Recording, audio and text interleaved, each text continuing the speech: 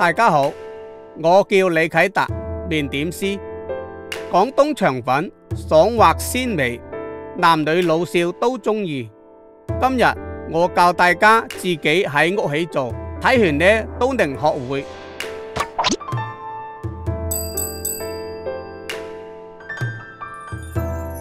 首先做腸粉嘅粉漿，將粘米粉、木薯澱粉、玉米澱粉倒入個盤，撈勻佢，慢慢咁將水攪拌均勻，靜置20分鐘備用。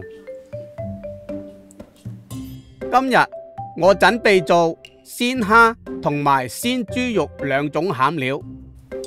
豬腿肉或者夾心嘅肉末，加入鹽、蠔油、蔥花，攪拌均勻。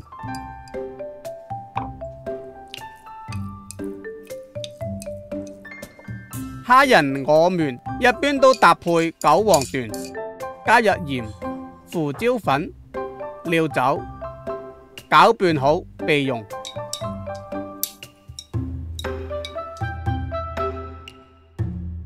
接下來呢，製作腸粉嘅豉油，熱鑊加香段、蔥段、辣椒爆香，加入清水、白糖、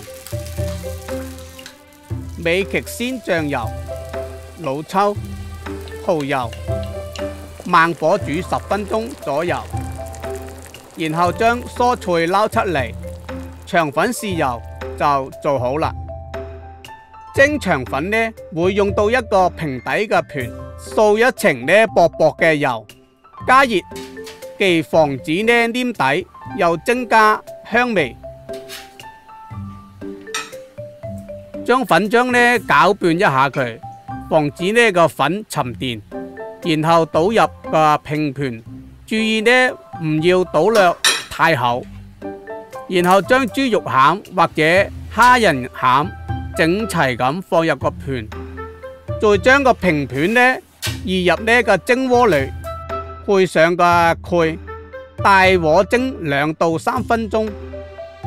開蓋嘅時候，看到腸粉表面呢起泡泡，就代表熟啦。攞出嚟，用隔板從一邊呢底部慢慢咁隔起，疊接呢成一條。